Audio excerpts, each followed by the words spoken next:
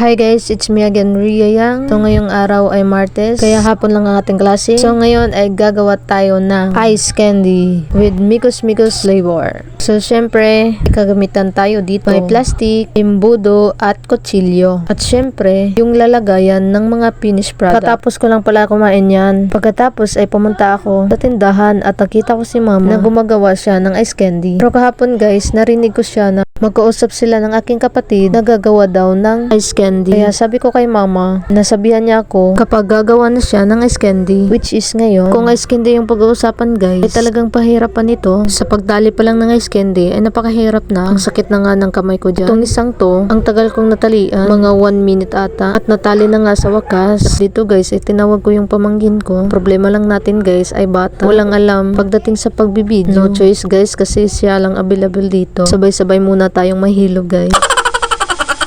By the way guys, kaya pala tayo may kutsilyo dyan. Kasi yung kutsilyo ay yung pangtulak natin ng ating sagu. Nalimutan ko yung pangalan guys. Basta yung monte ata, ay pinya. Basta yung mga may iba't ibang prutas na magkasama sa isang lata. So balik na tayo sa batang videographer ko. Kahit anong sabi ko guys na itutok sa akin, hindi talaga makagets. Sabi ko iharap sa akin. Ayun, hinarap naman. Pero yung hinarap ay yung screen, hindi yung backcam. So, sa puntong ito ay naguluhan na nga siya kaya ilagay ang cellphone ko sabay alis.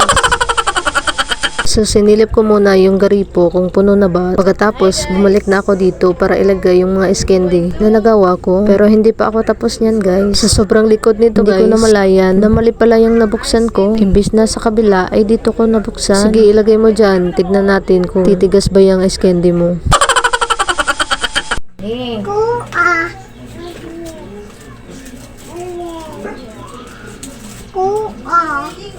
Guys, ang pakay talaga nito ay yung pancha. Basta yung juice na may straw. Hindi na namin binigyan guys kasi dalawa na yung naubos niya. At isa pa ay wala pa itong kain ng tanghalian. Kasi kung bibigyan namin ay baka mabusog at hindi na kumain. So habang may ginagawa ako dito ay may ginagawa din siya. Panay kuha sa mga plastic ng ice candy. At ito, sabi ko sa kanya ay bigyan niya akong isa. Kaso yung ginuha niya ay marami. Hay nako ni mo binis. Ito siguro yung assistant na nakaka-stress. Binilang ko na pala guys kung ilan yung gawa ko. Lahat na nasa Tupperware. At itong magandang pamangkin ko ay di pa rin tapos sa kanyang ginagawa. Sige ka binis, kapag nabutas yan, dalawa tayong malalagot. Wala yung may-ari dyan pero yung CCTV ay nakatutok sa iyo 24 oras.